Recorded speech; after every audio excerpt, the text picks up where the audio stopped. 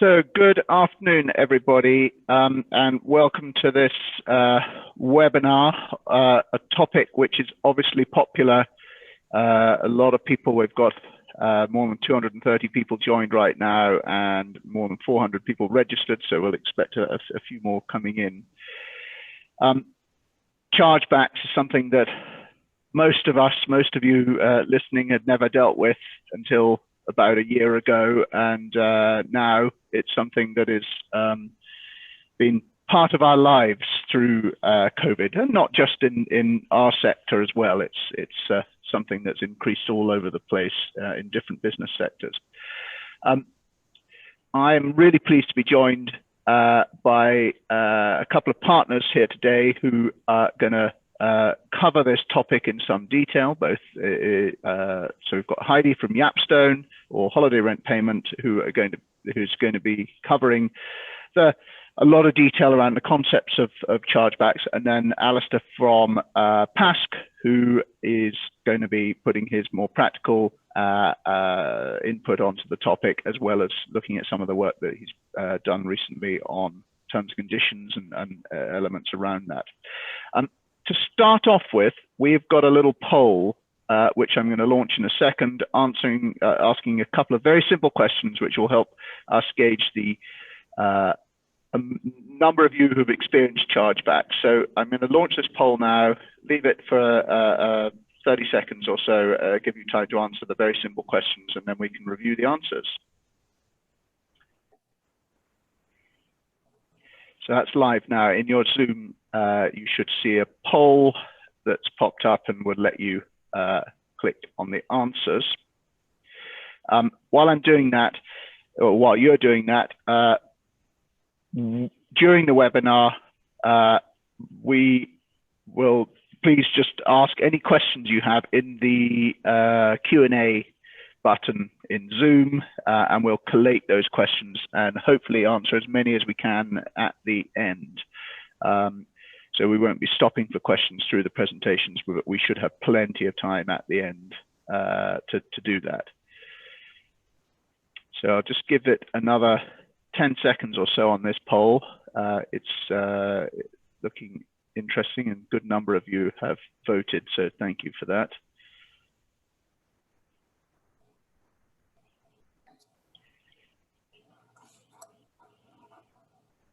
Okay, I'm going to end the poll on that now and share the results.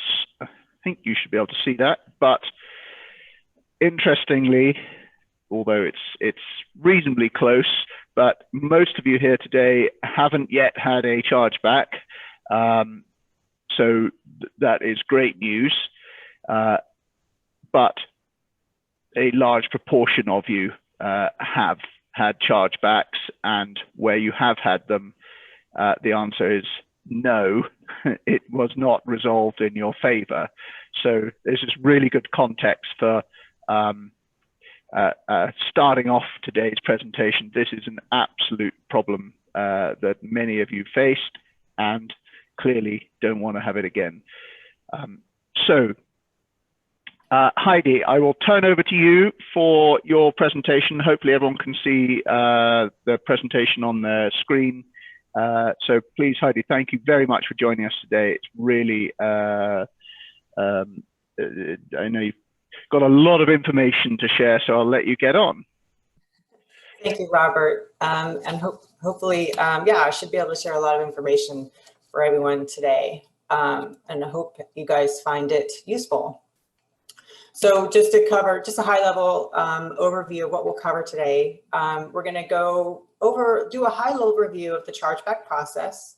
We'll review some documentation best practices, and that's going to include a review of some example documents to point out some of the crucial elements that make for a strong defense. And then we're going to, as Robert mentioned, we'll go over some frequently asked questions at the end. So how a chargeback works. Here is a high-level visual. I'll discuss in more detail in a moment, but a couple of points I want to make here is that the chargeback process was created and governed by the card networks as a way to adhere to consumer protection laws. To ensure consumers are protected, there's there's more burden placed on the merchants, unfortunately, in the chargeback process. So while chargebacks are typically rare, and we could see that for a lot of people did not yet experience a chargeback, which is really good. Hopefully you never do, but it's always good to be prepared in the event that one occurs, since the chargeback rules do tend to place more burden on the merchant.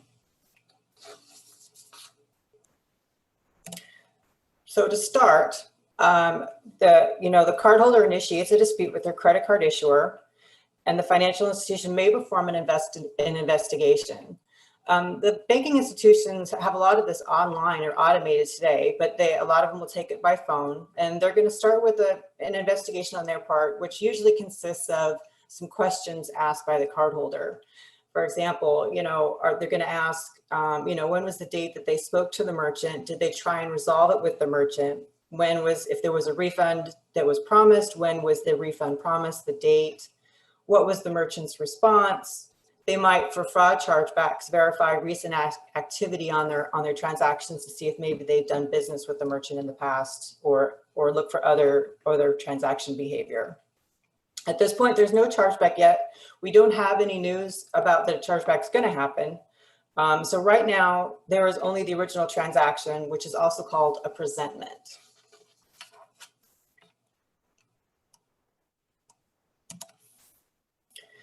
So now the bank has conducted their investigation, and now they're going to send over a chargeback. So they send that through the card network, Visa, MasterCard, American Express, etc. The card issuer reviews the cardholder's claim. They initiate the chargeback. And at this point, they also provisionally credit the cardholder in most cases.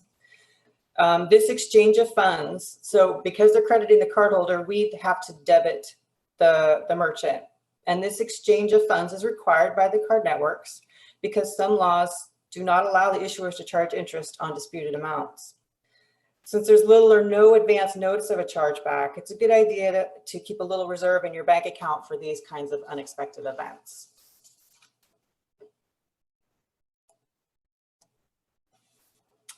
So you have a chargeback. That's okay, so does holiday rent payment. We're on your side. We didn't initiate the chargeback, but we're conducting an investigation of our own behind the scenes as we've sent you the notice and you're working on your documents. So as part of that, in our chargeback notice, we provide some document suggestions. So you want to read those carefully and see if you have the suggested documents that we're requesting. We're looking for refunds you may have already issued or are pending, so that we can block the possibility of the cardholder being refunded twice. We're reviewing any information the issuer may be required to provide, so that we can provide that to you and also help you build the best defense. And then we're also, flagging related cases. Sometimes there are chargebacks that are related to one another, and by flagging those, we can be prepared to use documentation for all of the chargeback cases that are related.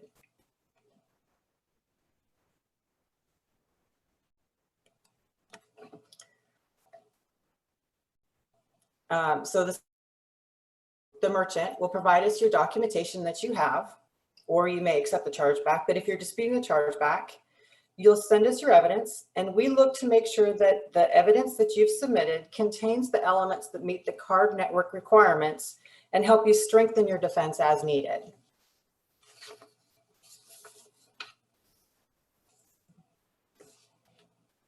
Part of strengthening that case may be asking you for additional documents or different documents than what you've sent to help strengthen your case.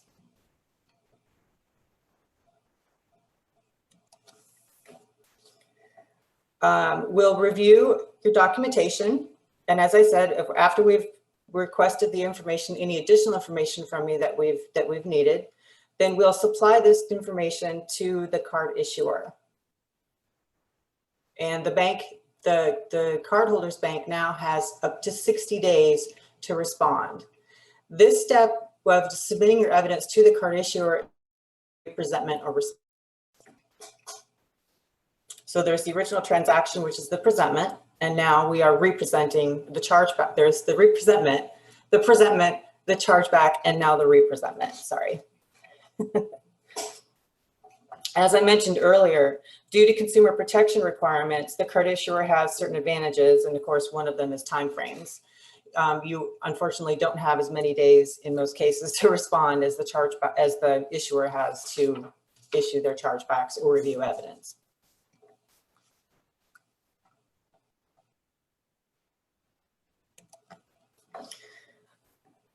Another advantage card issuers have is control of the decision to continue the case.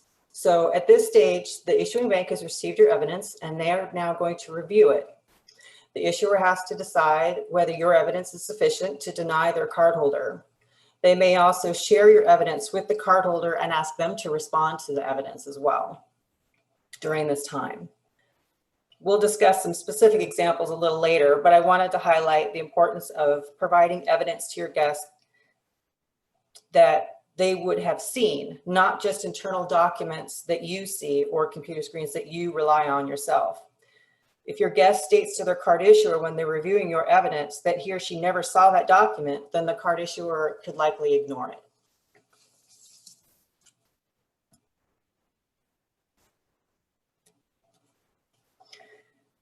At this point, the card issuer either reposts the charge to the cardholder's account and denies their claim, or they're going to reassert the dispute. I mentioned the card issuer controls the decision to deny their cardholder. I also want to share that Holiday Rent Payment cannot contact or discuss the case with the issuer. You know, it'd be nice if we could do that. Unfortunately, there's no contact. We have to provide them the evidence, and they on their own will make any decisions or interpretations of that evidence that they receive, along with whatever response their cardholder has given them.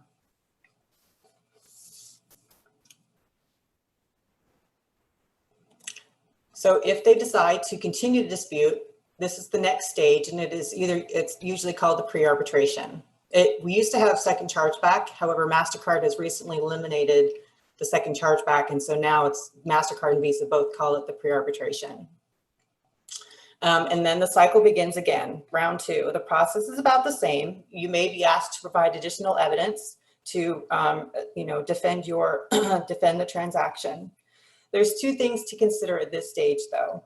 One, the card networks don't allow new evidence at this stage. So have all of your available evidence submitted at the representment stage, the first cycle. It's also important to remember that round three, which follows this stage, is arbitration. The card issuer decides whether the case, after they've reviewed your second round of evidence, they decide whether the case goes to arbitration. And if the case goes to arbitration, at this point, they are asking Visa or MasterCard to rule on the case, and the loser will pay a hefty fee. And so it's important to consider that as whether you decide to continue beyond this point or not. So that's kind of a high level overview of the chargeback process. Once the case is ultimately decided, whether it reaches round one, round two, or round three, then the funds are exchanged depending on who has won the case, or if you win the case because the card issuer withdraws the case, then the funds are moved at that time at the end when the case is won or lost. So that's a high level overview. What I'd like to do now is go over some of the specific reason codes that you commonly see in the vacation industry, and what are the documents that seem to work best to defend those chargebacks. And the first one is credit not processed, also most commonly called cancellation chargebacks.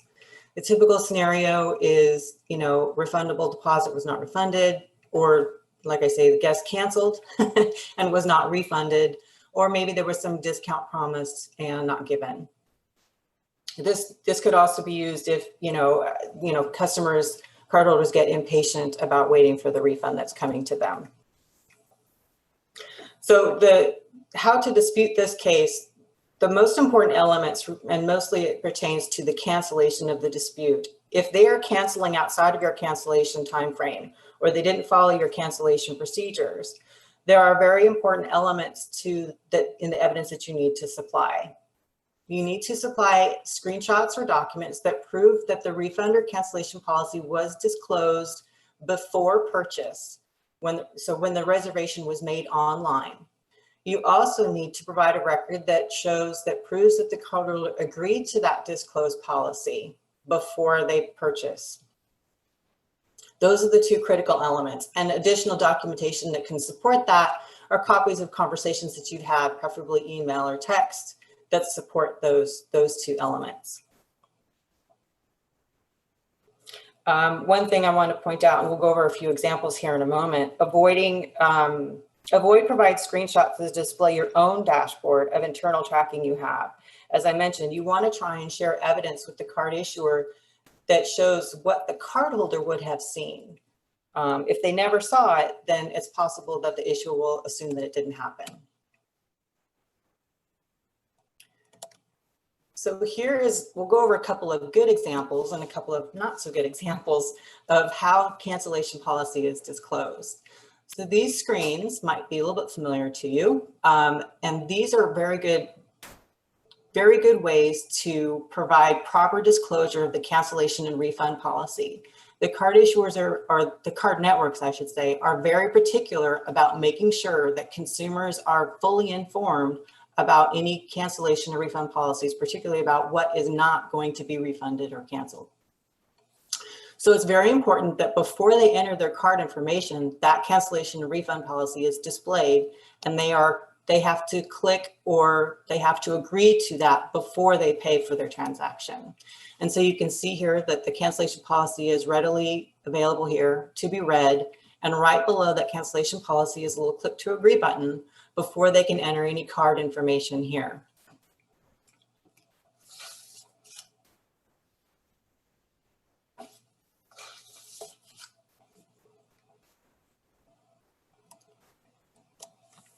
Okay, and here's another example, which is a not so good example of disclosure of cancellation policy. So this is a very busy screen. There's a lot of information on this screen, and I've highlighted or circled in red where the cancellation policy is. And you can see it's in very small font. It's very short, and it's not very close to the button where they would click to enter their card information, which is all the way over on the right. This is next final details. So they're not, the person who's reading the screen could very easily miss the non-refundable policy here. They're not having to click to agree that acknowledge that they've read it before they can enter their card information. This disclosure does not meet the card network requirements for disclosure of cancellation policy.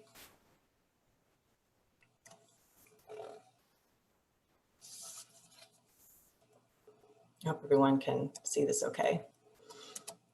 Okay, this is a copy of a written rental agreement, and I just wanted to, most of your transactions probably occur online, but I know that some of you follow up with a written document, or some of you may take reservations by phone. So I wanted to just share this. This is a good example. It will have a lot of your cardholder information listed here, and hopefully that's spelled out, and they have a place for the signature and the date. One thing I want to point out is you want to make sure if it's a phone reservation, it's a good idea to direct them before processing any card information, or send them to the website and direct them there so that they can see that the cancellation policy is there, that they have to click to agree to it before they enter their card information. So take the information by phone, but don't process anything until they've gone to the website and followed through on written and acknowledging your policies. And same for if you do a follow-up written document, just understand that you want to have that online, or if you only have a written document with a signature that's paper copy, that they sign and date it before you process the card information, so that you have proof that the cancellation refund policy was disclosed prior to purchase. Also, one other point for all of these, you want to make sure that it's the cardholder who's signing and agreeing to these policies. If you have a separate guest and someone else who's paying, you want to have both of them fill this out or agree to the policy. Because if you have somebody if you have a document or screenshots that shows somebody other than the cardholder agreeing to the cancellation and refund policy, the cardholder can still dispute that with their card issuer, and you do not have proof that the cardholder actually agreed to the policy. So that's also important.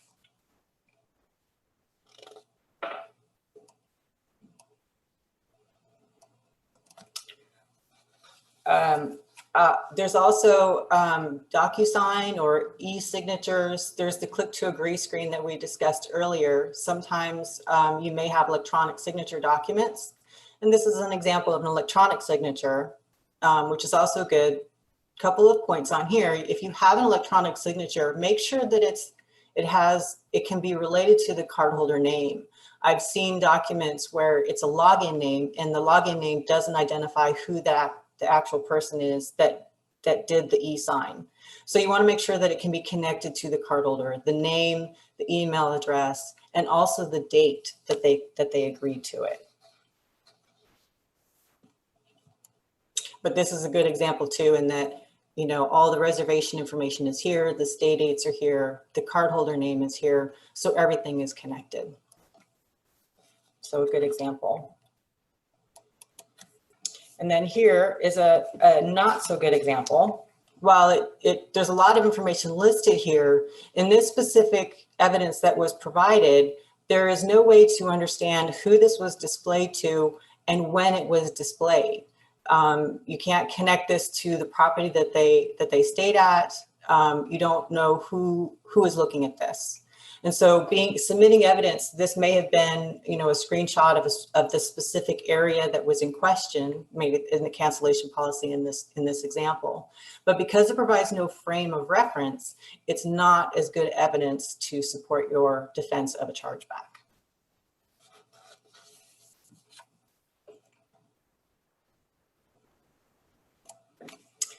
And another example here, it doesn't really show, again, the frame of reference, who is disclosed to, when it was disclosed, which property this is listed for.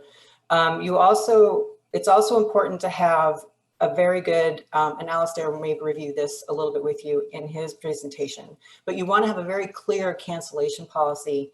You want to look at your policies with a devil's advocate point of view to make sure that there is no loopholes made available. In this particular example, they've covered the cancellation policy pretty well, except for in this example, if somebody makes a reservation that's only 2 weeks ahead of the check-in date, then that could create a loophole that would leave you open to a chargeback.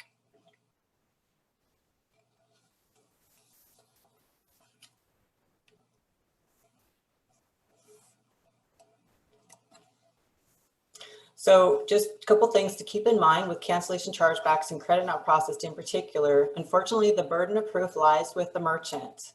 You want to keep all your documentation for each stay. Keep a folder with all of the written conversations.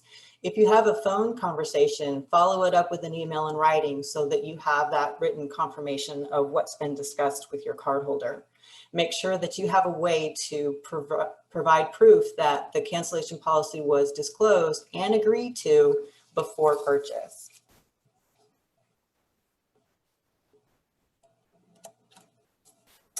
Services not rendered is another common chargeback that you might see. Examples include, property unexpectedly unavailable. This can also be a miscategorized cancellation dispute, and I'll discuss that in a moment. Or perhaps extreme weather that prevented travel. Some of you may have seen this one with the pandemic, because services could not be rendered because people couldn't travel, or maybe services could not be rendered because the merchant was ordered to shut down due to the lockdown that have occurred recently. So for documents, you want to make sure you have a copy of a signed rental agreement or the e-signed documents that we discussed earlier with the cancellation dispute that shows that the cardholder agreed to your rental agreement, including any cancellation policy. You want a record that shows your cardholder was offered. This also can help you, showing that your cardholder was offered and declined travel insurance. Or if they have travel insurance, if they've tried to use it.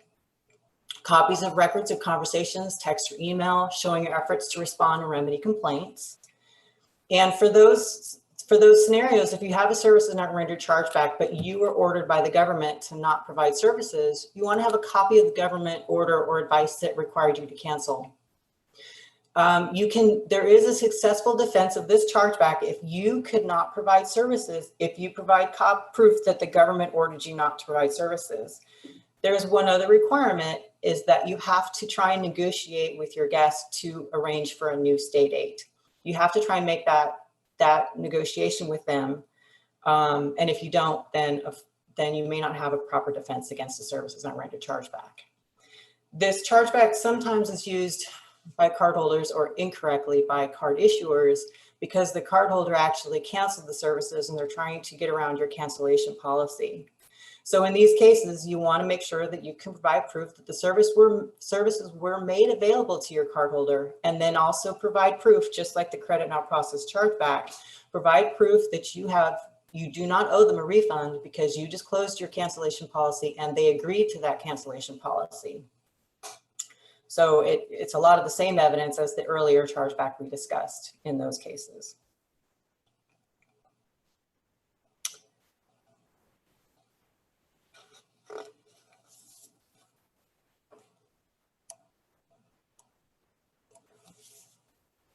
Not as described chargebacks is another chargeback that you might see.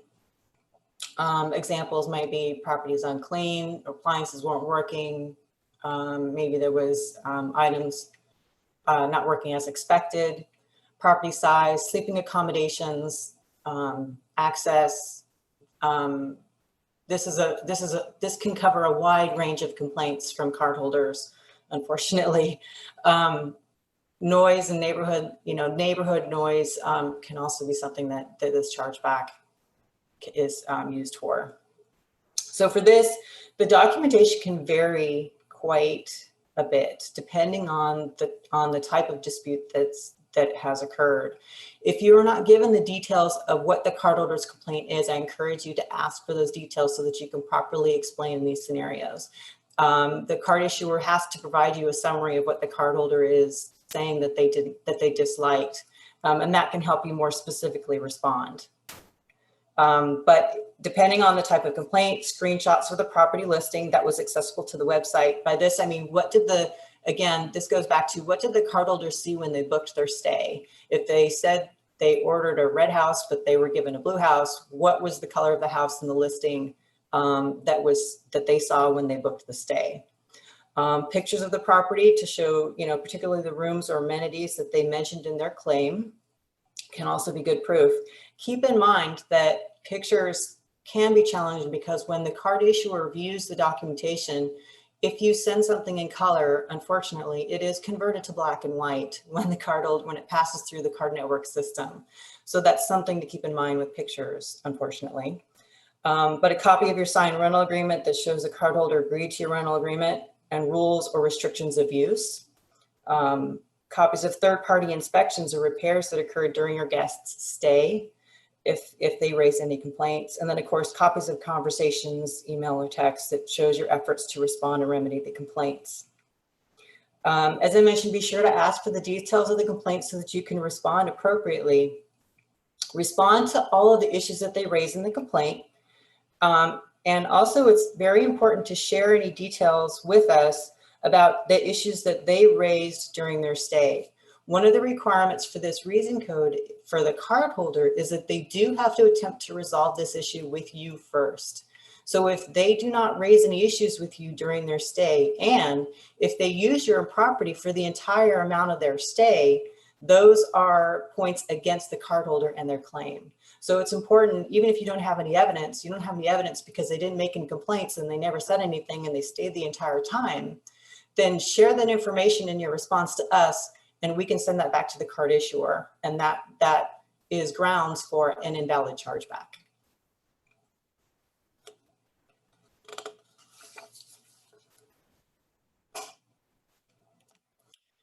Not recognized. This used to be a fairly common reason code. We are seeing it less and less. The card networks are slowly eliminating this particular reason code. But basically, it can happen because there's a charge that someone doesn't recognize on their bill. They're not ready to claim fraud yet, but something that they don't recognize. So it could be a refundable damage deposit that wasn't yet refunded. Maybe there was some supplementary or additional fees charged separately the cardholder or guest forgot about, maybe multiple guests. And as I mentioned, this could be a precursor to fraud. The cardholder is just not sure yet. You want to, if your cardholder made any complaints or said anything to you during their stay, then you can certainly respond with that information. But for the most part, you might want to treat a not recognized chargeback like a fraud chargeback. And make sure that you have, supply information that you have that tries to show that the cardholder used the services.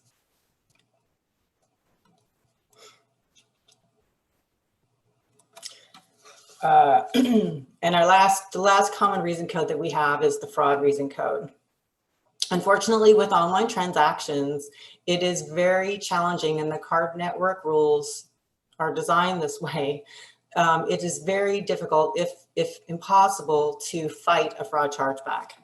So what I tell merchants a lot is that the best way to dispute a fraud chargeback is to prevent a fraud chargeback. Don't focus your efforts on fighting a fraud chargeback. Work on your procedures to verify your cardholders as best as possible.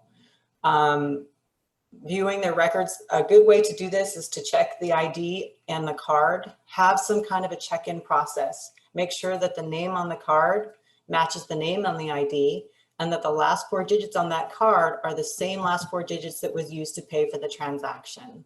That sort of 3-way verification is great. If you can't do it in a face-to-face, there's a lot of online ways of doing that today. But verifying, the guests this way at check-in, you can also, when they book their stay, do other types of verification to look for anomalies or things that just don't look right. Reverse ID lookup, looking up the phone number. Does the phone number match to the name of the person who is staying with you? And then backing that up with the check-in to make sure that they have the card, the ID, and they all match. What was match the names and the card number that was used to make the purchase. Social networking, LinkedIn, email address verification. Make sure that you're not seeing anything that looks odd. If you have an email coming from one location and a driver's license in a completely different area or location, that could be suspicious. Also, last minute stays are a high risk. Fraudsters want to get in and get out before the chargeback comes in. So you definitely want to be extra vigilant about doing a verification for stays that are occurring within, if they're booking a stay less than a week before the stay date.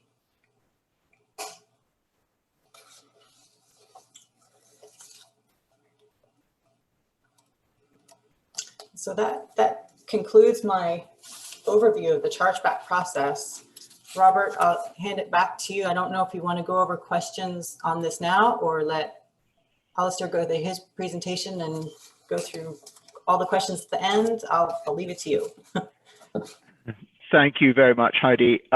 So we have got a few questions that have come in, which we will get to, but I know that you've got probably answers to some of these in the Q&A that you prepared.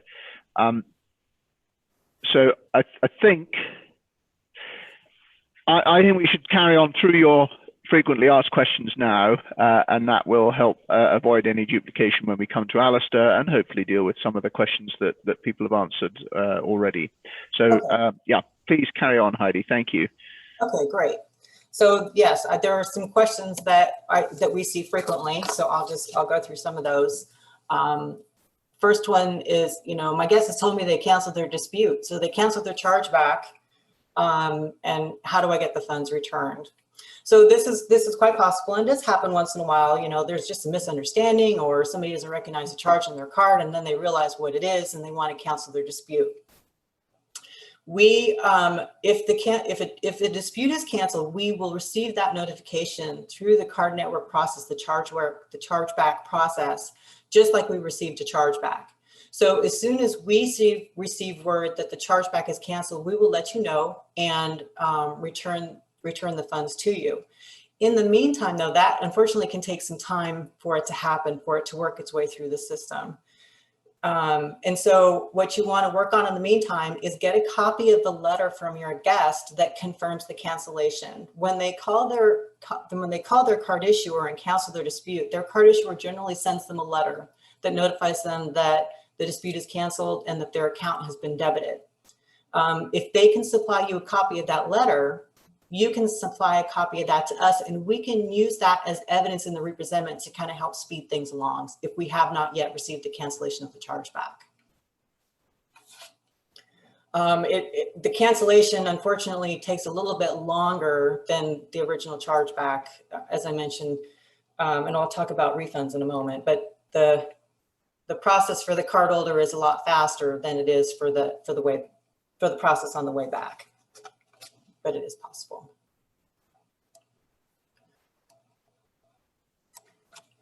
Another question that we're having particularly a lot recently is why are refunds taking so long? Or, you know, we have instances where the cardholder wants their refund and, you know, the property owner barely has enough time to respond to that, and then a chargeback comes in. Unfortunately, there's not a lot we can do to prevent cardholders from going to their issuer and trying to speed up the refund process. But, you know, you definitely want to try and communicate realistic timeframes. Because of the pandemic, there has been, you know, an increased risk related around refunds. We want to make sure everyone involved in the card process, and maybe remember the infographic earlier in the presentation, there's a lot of entities involved in this process. And they want to make sure that they reduce the risk by making sure that there are funds to cover the refund before the refund is issued. So the length of time for refunds to be processed is taking a lot longer today than it used to. You may process a refund today. You want to make sure that you're giving realistic expectations to your guests about how long that refund is actually going to take. It takes time for it to reach us. We have to make sure that the funds reach, you know, the entities that it needs to reach before the refund is passed over to the cardholder. The cardholders, the issuing bank may also have their own timeframes involved in passing refunds to the cardholders. So you definitely want to, you know, I would not recommend saying it's going to take a few days. Refunds can take a little bit longer. And I did see there is going to be some changes coming. I apologize that I don't have any specific dates on when this is going to be implemented, but I am seeing by the card networks that they are going to increase the amount of time the card issuer has to wait before issuing a chargeback. So this is something that's going to benefit all of us on this side, the merchant. They'll have to wait 30 days from the date that the refund was promised before they can issue a chargeback. Right now, I believe they only have to wait 10 days. So there's some positive things coming in the chargeback process soon that will help this area, but definitely communicate realistic expectations on refunds being issued, that it's taking longer than normal these days. Unfortunately, there isn't anything you can do if the cardholder chooses by themselves to go to the cardholder and issue a chargeback. We do have controls in place, though, that if we receive a chargeback, the refund will be blocked if it has not already been processed. And of course, our chargeback team is looking for refunds that have already been issued if a chargeback comes in, so that we can quickly get that chargeback remedied and remove the double credit and the double debit to you in those cases. Hopefully I've answered that question for everyone. A lot of different scenarios that could come up in this area.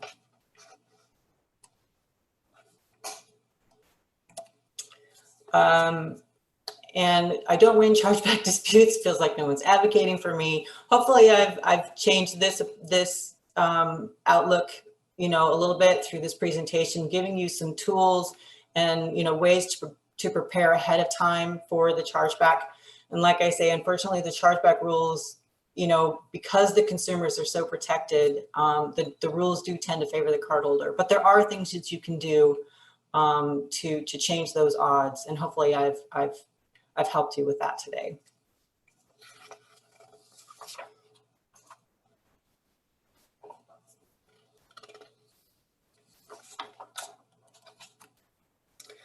I think that was all of the other most commonly asked questions that I've seen. Yeah, thank you. Related, I guess, to one of your questions, and it's asked in there, the timescales for this whole process are can be quite tight, especially if you don't know what you're doing. So can you describe, because there are some sort of boundaries around response times and things? Yes. So unfortunately, yeah, the card issuers tend to have the longer time frames, and the time frame for the merchant to respond can be quite short. So it is very much a hurry up and wait. You'll have to, gather your documentation very quickly. Generally, we give 10 days for the merchant to respond, regardless of the cycle. Sometimes we have very, very limited time when it gets to the pre-arbitration stage. But generally, we try to give the merchants 10 days to respond. One way is you might want to have some documentations prepared, particularly for the credit not processed chargeback. There are things that you can do to be prepared ahead of time so that when the chargeback does come in, you're kind of already halfway there. Prepare those screens that show your cancellation policy ahead of time. Make yourself, pretend you're a guest, go through and book a stay, take pictures of those screenshots, and then redact, the specific stay dates, make it a generalized template that then you can recycle and use for multiple chargebacks. So there's some things you can do to get prepared ahead of time and have that in your toolbox and ready to go. But yes, unfortunately, the timeframes for merchants is quite tight, but we try to allow 10 days. Okay, thank you. So there's lots more to talk about, and we'll get to that at the end. But thank you very much for that. It is a complicated process, especially if you're not familiar with it before, and so it's really useful to have that overview there, as well as all those practical examples. Alistair, I'm going to share my screen with your presentation on it, and we'll hand over to you. Right. Hopefully everyone can see that now.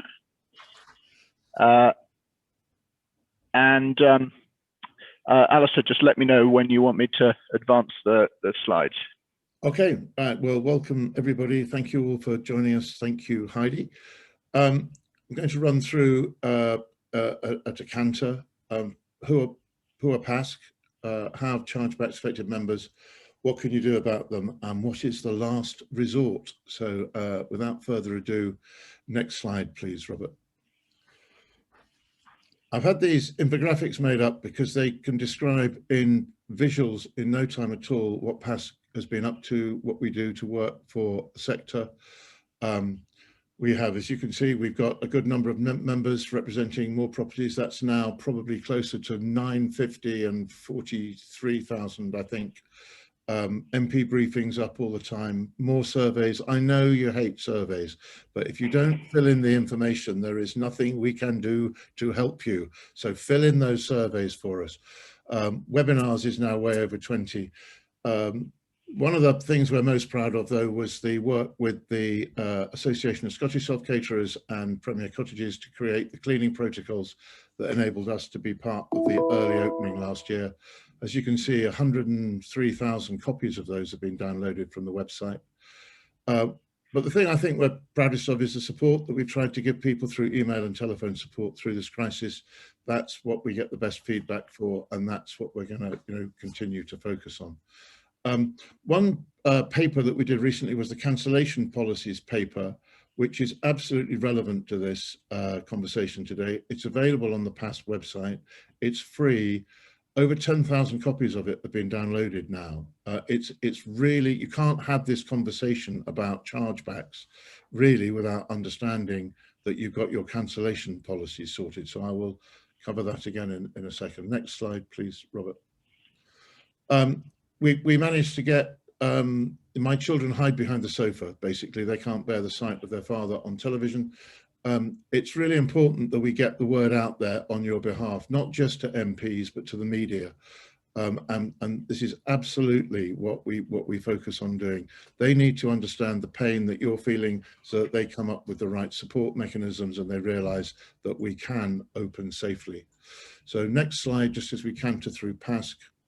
We've got, everybody will show you their key achievement slide. I think I'm just going to focus on the one that we're most proud of, which was that it was PASC who stopped all insurance companies deducting grants from insurance payouts. It wasn't anybody else, it was PASC. We paid for that campaign, we instigated that pain. So if anybody out there has now either got their grants back or is not getting their grants deducted from insurance payouts, that was down to PASC. So that's enough about PASC, and we'll move on now to the next slide. How have chargebacks affected members? The most common call I had last year for a period of time, probably June, July, would have been people who had taken travel insurance and rang their travel insurance people to say, oh, we can't go and stay at Higher Wiscombe in June. So we'd like to claim on our travel interruption policy that we spent £200 with you, AXA, not naming any names, AXA. And this is a chart from AXA. This is what they do in their call center. They don't say, oh, can you give me the details so I can start processing your claim? They go through a process of redirecting you, signposting you to avoid them having to pay out. Now, quite why there hasn't been a Consumer Markets Authority investigation into insurance companies selling insurance that they had no intention whatsoever of delivering and just signposting you to the CMA, I don't know, but we are working on that. So here, basically, it just gives 4 steps of how to direct a guest who wants to try and claim on their insurance to getting their money back from anybody but the insurance company, and nearly always you. So people who have travel insurance have really been sold a pup, and that's resulted in most of the chargebacks we saw last year because the guests were told to charge back even though they had insurance. You can have the next slide, please, Robert. So this is then what happens when an insurance company is forced by a very supportive client who won't support that mechanism. The insurance company then tries to send you, the owner of the property that they've had to pay out on the insurance, the bill. This is one from a PASC member. The bill they're asking to be paid is £2,406 if the print is quite small. Now, mostly we've been able to get members able to rebut those by asking the insurance company where there's a contract in place that says that we have to repay an insurance company for the insurance that they've offered. But there are cases where this will get forced through. Insurance companies haven't just written these policies out of the blue. So, we do need to make sure we're in a situation to rebut chargebacks as best we can. So that's where the most experience has been with members over the last year, where travel insurance has been basically not delivered as a product. And that is a cause for us to continue fighting against. Right, the next slide, Robert. So what can you do about them? Heidi said it in a lot more detail than I'm going to. In simplest terms, you have to have fair cancellation booking terms. We've got a webinar on that you can see. It's on YouTube. It's available. The links are in the past newsletters. If anybody can't find it, I can get you the details. So there's a whole webinar on it, which is a full Q&A. There's a cancellations paper, which gives you the pros and cons of each one. But if you haven't got the process properly mapped out and you haven't got the terms and conditions that are fair on the guest, and something that Heidi said was, she said, put yourself in the guest perspective and we go through your process. Also put yourself in the guest perspective and think about what you might expect to see as fair cancellations. The days of non-refundable written all over things are, they're long gone in our view. You find it very hard to defend non-refundable as a policy. As a part of a policy, properly explained, yes, but as a full policy, not a chance.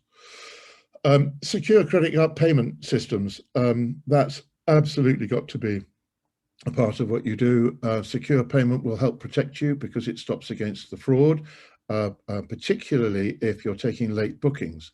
Late bookings are a really big risk. We've seen a real rise in those over the December period where people were booking very late, paying very late, leaving early, chargebacks. I mean, it's fraud, but you've got to have your ducks in a row in order to fight it, as Heidi's explained. And if you've got a guest who wants their money back and they're threatening a chargeback, you know, you've got to negotiate. You've got to look at what the overall picture is. Is there a case that they might actually have? Have you not followed something? Have you not offered something? Was your business locked down? You know, the final game is, would you lose this in court? And if you're going to lose it in court, let them have their money back, because you're just going to go through a painful process of arriving at giving them their money back with costs.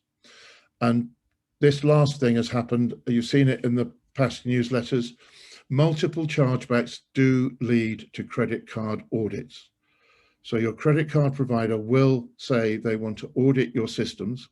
And these systems are just what Heidi's been saying, that you've got the systems in place to show that you are minimizing the chance of chargebacks. So you end up having to put the systems in place that I've just said about fair cancellation terms and making sure it's clear all through the process for them to maintain you being able to have a credit card. I've seen a couple of questions come through about people suggesting, do I need to even think about having a credit card?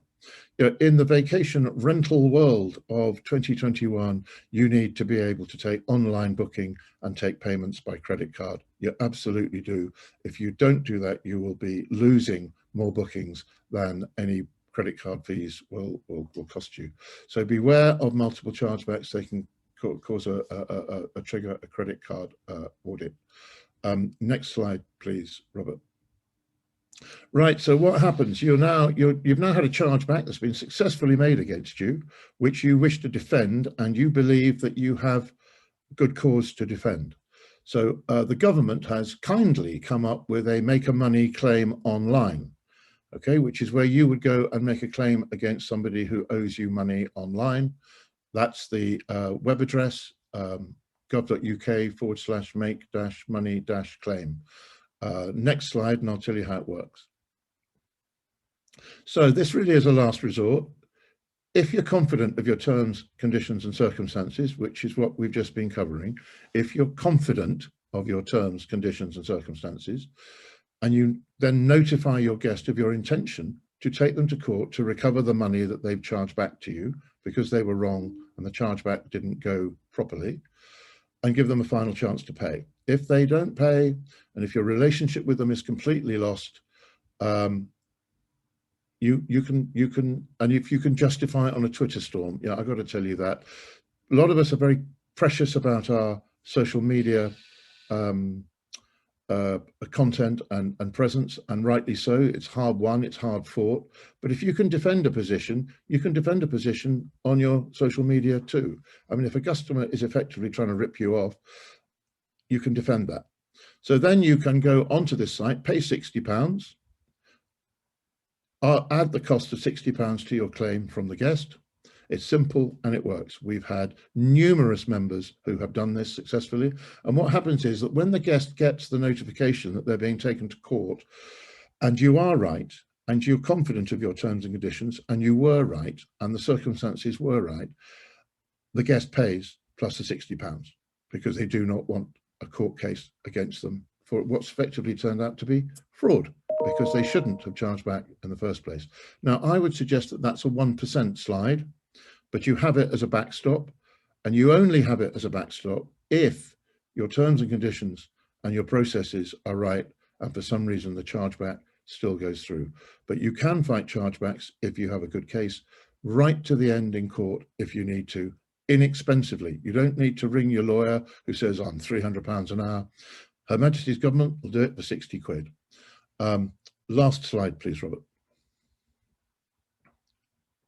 So that's a very quick run through just to try and summarize how all that Heidi says sort of fits with you in short terms. The cancellations paper, I urge you to read that. It makes no difference to me whether you do or not, but it will make a difference to you. Those that have read it have all changed their cancellation policies.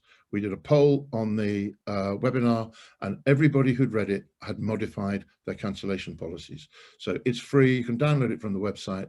While you're there, do think about popping on board and becoming a member. Thank you very much indeed.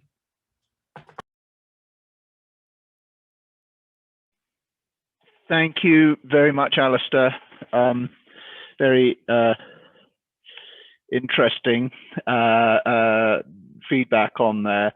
And start off with thank you for all of your support. All of those amazing numbers in your first few slides made a material difference to the sector over the last, well, now nearly the last 12 months. So thank you on that. So we've got a few questions here, and we've got some time left. So I'll try and ask us, sort of collate them and ask a few together, as it were. Heidi, you mentioned some costs around the sort of arbitration, second, third stage of fighting a chargeback. There was a couple of questions of how expensive that might be. Is it a sort of percentage, or is it a fixed fee, or does it vary by card issuer? What's that sort of look like? Yeah, it can be quite expensive. I don't know all of the currency conversions, but it's can be between $500 and $1,000 per case, and if the fee goes to whoever loses the case. So you definitely, if you have a really strong case and you're prepared for that fee, you know, then going beyond the pre-arbitration stage, because remember, when you respond to the pre-arbitration, the issuer now decides, do I want to take this to arbitration and have Visa or MasterCard decide? So once you pass that pre-arbitration stage, it's out of our hands, and it goes, and the loser would pay that fee. Something to consider is, you know, if I have a case that is in whatever currency, right, is, you know, a $300 rent, do I want to potentially end up owing another $500 to $1,000 on top of that? So it's just something from a business perspective you want to consider before. Yeah, interesting. So plus all of course the time and effort that it's going to take you to fight something which is an unknown outcome. An interesting question about so one thing I knew that this presentation would create is a little bit of, oh my God, card payments are unsafe and everyone's going to be fraudulent and all the rest of it. So chargebacks and fraud are a tiny proportion of card payments, even during the COVID time, albeit there's been a big increase. So, you know, is there the question was, are chargebacks on the increase? And this is people concerned about checking guest ID during COVID and these, you know, it's more difficult to do that kind of thing. We're talking about a tiny proportion. And have there been any significant changes in that fraudulent piece over the last, you know, the COVID period? No, and you're right. It is even non-fraud chargebacks in the grand scheme of things is very, very rare. You know, it's way less than 1% of total transactions in the grand, you know, like 20 to 40 basis points. And, you know, general breakdown is, you know, maybe 50% of that is fraud and 50% of that is non-fraud. But by and large, hopefully most of you will never even experience this. It fortunately doesn't happen very often. Yeah. But you want to be prepared for it, because if you're not, then you become an opportunity for them, right? So you definitely want to, you know, have all of your policies in place and, you know, practice those things and be ready for it, so that you don't make yourself an opportunity for those people. Yeah. And certainly all of the, I don't know how many millions of card payments we must have processed through SuperControl over the years. I've had conversations with half a dozen people that have really experienced genuine fraud cases. It's not as common as of course, it makes the headlines, or it sticks out when it does happen. But it is very small. There are, for those of you who've asked questions about, well, I can't check someone's ID if I'm not supposed to be face-to-face with them. Heidi referred to online tools, and we've been looking at one or two, and I will push some details around about one or two in particular, which are either cheap or even free to verify someone's ID. So it is not complicated if you really are concerned about that. Of course, Heidi's here representing Holiday Rent Payment, but the processes and the general information applies to all card processors. The chargeback process is governed above the card processor. The holiday rent payment specific information is specific to them, and they're there to fight the case on your behalf because they're an intermediary in that situation. But nearly all of this information is absolutely relevant for whatever card processor you are using. Yes, that is correct. Yep. Just scrolling down through some of these questions here. Alistair, there's one here which I know that the answer to,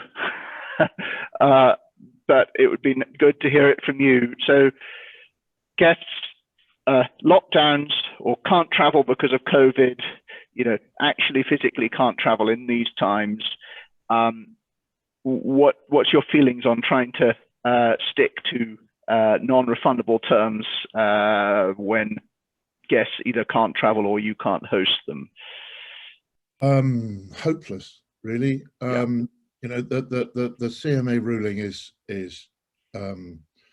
quite clear, and I would always reverse this and turn it around the other way. If any of you out there had booked a holiday, say in Spain, with EasyJet and with a hotel for this week, I think you'd have been expecting to get your money back as well, because you're not legally allowed to go.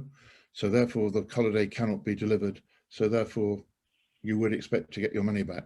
And I think that we're in the hospitality sector. We're supposed to look after our guests. We're supposed to make sure that they get good value for money. And it's very unpleasant for us because we can't insure against that currently, but that is where we are. And you would get a chargeback successfully against trying to hold on to somebody's money when you weren't allowed to offer them the accommodation or they couldn't travel, and you'd lose in court if you did it. So this is that kind of backstop I told you about. When you're in this negotiation with people, you need to be, if you're hanging on to some money, you need to be in a position of strength to hang on to some of that money. So you can hold on to some money when we're trading and you're allowed to open, if you have cancellation terms as the ones that Oraland showed earlier, that you can cancel anytime you like up to 7 days before, but after that, it's down to you.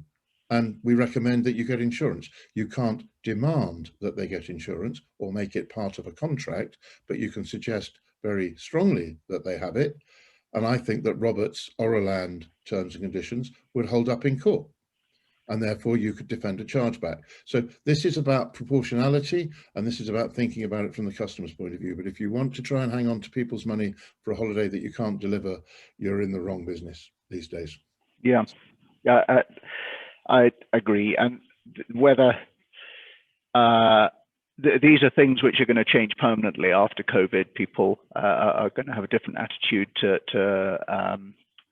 non-refundable or inflexible terms. We know that. And as you say, Alistair, if you put yourself in the position of the consumer, we would expect the same. So it's perfectly reasonable.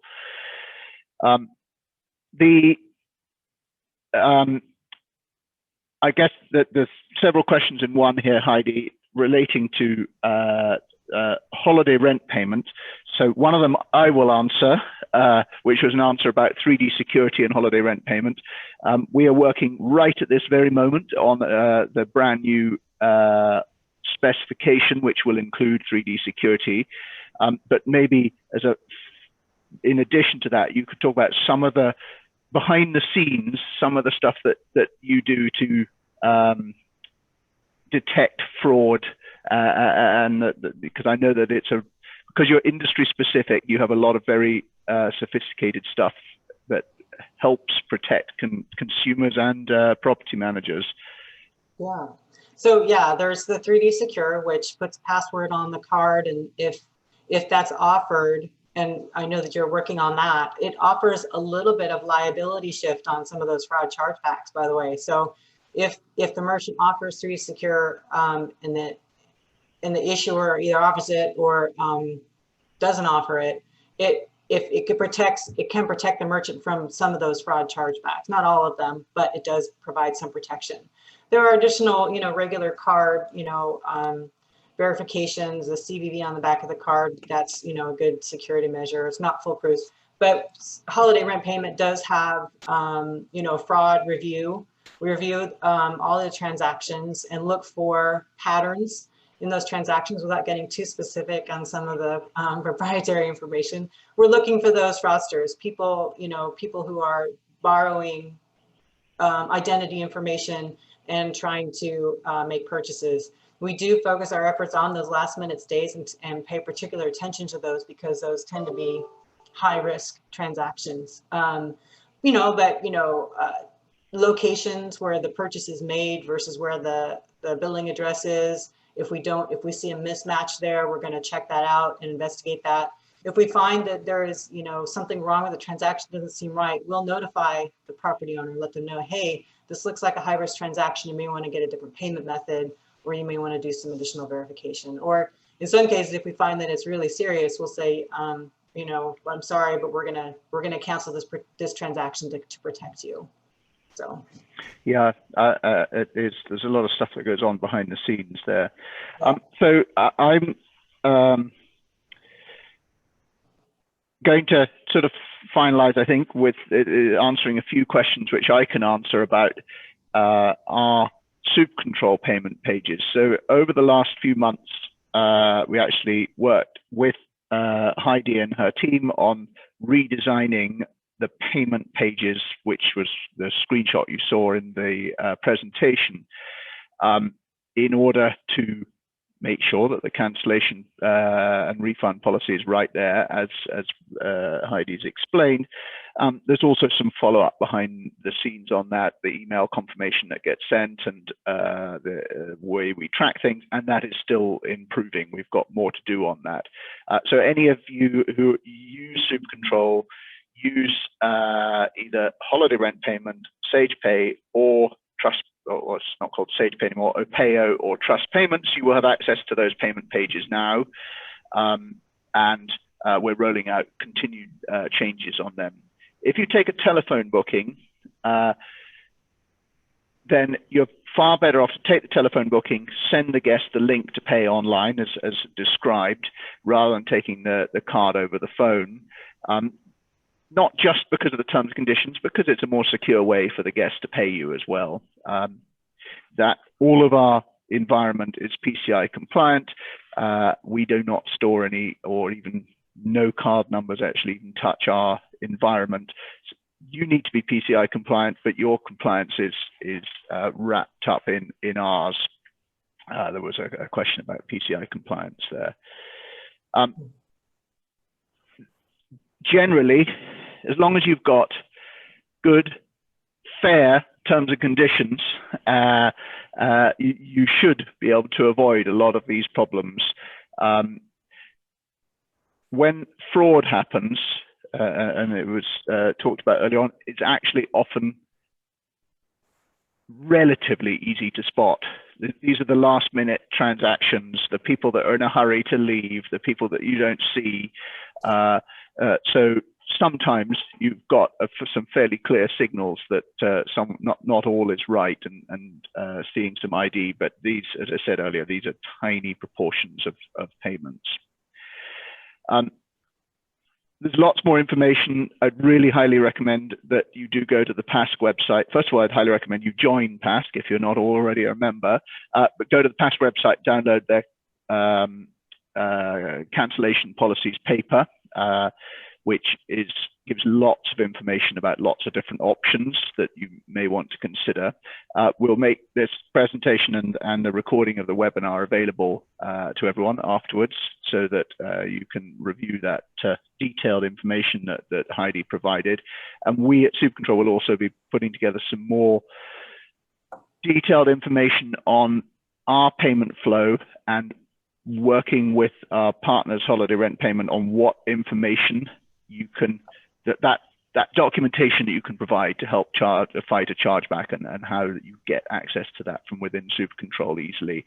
So there's lots of follow-up from this presentation.